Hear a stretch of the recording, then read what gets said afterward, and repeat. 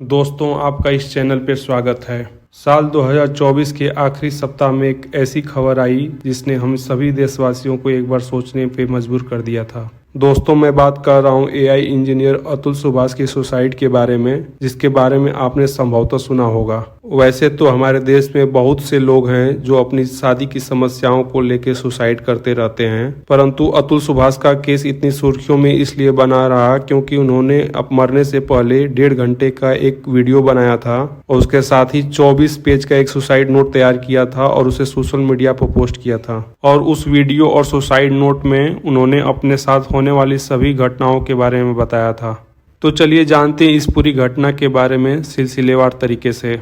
अतुल सुभाष, जो कि बिहार के समस्तीपुर जिले के रहने वाले थे, उनकी शादी उत्तर प्रदेश के जौनपुर की रहने वाली निकिता सिंघानिया के साथ हुई थी साल 2019 में। शादी के बाद दोनों एक साथ बेंगलोर में रहने लगते हैं और उसके 1 साल बाद ही उनका एक बेटा पैदा होता है। उसके कुछ समय बाद से निकिता की फैमिली वाले अतुल से लगातार पैसों की डिमांड करने लगते हैं। पहले तो वह डिमांड कुछ हजार में रहती है, लेकिन बाद में जाके कई लाख में हो जाती है। इसलिए इस डिमांड को बढ़ते हुए देख अतुल और पैसा देने से मना कर देते हैं। फिर अतुल और निकिता के बीच में विवाद जैसे जैसे बढ़ता जाता है, उसके बाद निकिता साल 2021 में अतुल सुभाष का बेंगलोर वाला घर छोड़कर अपने होम टाउन जौनपुर में चली जाती है। उसके बाद निकिता अतुल और उनके परिवार वालों के खिलाफ बहुत सारे लीगल केसेस फाइल कर देती हैं जौनपुर के कोर्ट में, जिसमें एक मर्डर का और अटेम्प्ट टू मर्डर का, अननेचुरल सेक्स का और 10 लाख की दहेज की डिमांड का केस रहता है।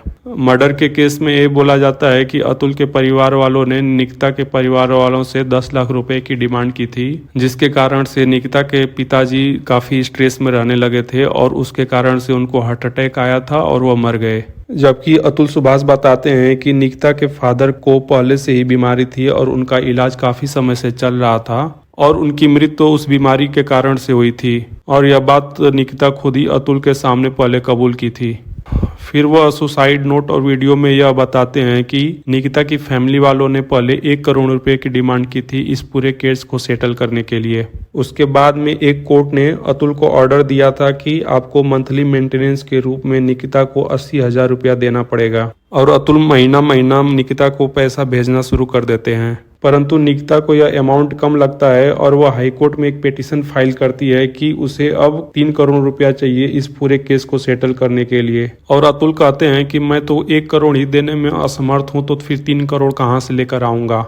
दोस्तों, अतुल के लिए एक सबसे बड़ी समस्या यह भी रहती है कि ये सारे केस जौनपुर में फाइल किए हुए गए थे, जबकि दोनों शादी के बाद बेंगलोर में रहा करते थे और उनके बीच का जो भी आपसी विवाद है वो सब बेंगलोर में ही हुआ था। इसलिए अतुल को इन सब केसेस के सिलसिले में पिछले 2.5 सालों में 120 बार बुलाया गया था जौनपुर, और उसमें से 40 बार बेंगलोर से अतुल आकर जौनपुर में कोर्ट में प्रेजेंट होते हैं। चूंकि बेंगलोर और जौनपुर दूर भी है, इसलिए आपको एक केस अटेंड करने के लिए कम से कम 2 दिन का समय चाहिए होता है और अतुल को साल में केवल 23 डेज की ही लीज अलाउड थी उनकी कंपनी में, इसलिए उनको यह मैनेज करना काफी मुश्किल हो गया था। एक बार जौनपुर में हियरिंग रहती है तो अतुल जज के सामने यह बोलते हैं कि आजकल बहुत से पुरुष ऐसे फेक केसेस की वजह से सुसाइड कर रहे हैं। तो निकिता सिंघानिया जो वहां पे प्रेजेंट थी, वह बोलती हैं कि तुम भी क्यों नहीं सुसाइड कर ले रहे हो, और इस बात पे निकिता की मम्मी काफी हंसने लगती हैं। उसके बाद अतुल आगे और बताते हैं कि सिविल कोर्ट की जज रीता कौशिक ने भी एक बार उनसे 5 लाख की डिमांड की थी इस केस को जल्दी से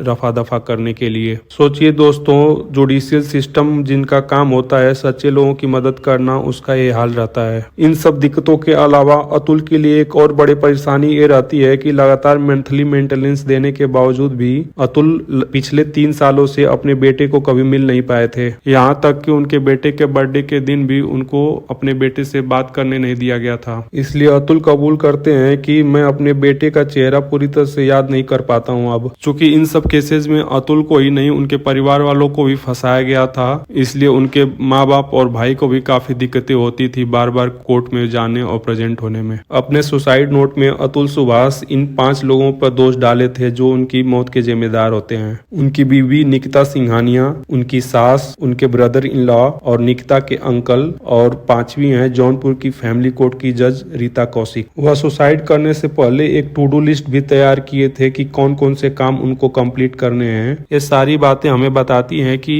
अतुल ने जो भी कदम लिया था वो बहुत सोच समझ के लिया गया था। वह अपनी जिंदगी से एकदम तंग आ चुके थे, इसलिए वह इस दुनिया को छोड़कर जाना ही सही समझे और अंततः वह सुसाइड कर लेते हैं। दोस्तों, अतुल सुभाष की यह घटना यह दिखाता है कि हमारे देश में जुडिशियल सिस्टम पुरुषों के प्रति कितना पक्षपात करता है। हम यही उम्मीद करते हैं कि इस घटना में जो भी जिम्मेदार हैं उनको सख्त से सख्त सजा मिले। आपका इस घटना के बारे में क्या विचार है, कृपया कमेंट सेक्शन में जरूर बताएं। आप इस वीडियो को लाइक और शेयर करें और हमारे समाज में होने वाली ऐसी घटनाओं को कम से कम समय में जानने के लिए आप कृपया मेरे चैनल को सब्सक्राइब करिए। आपका धन्यवाद।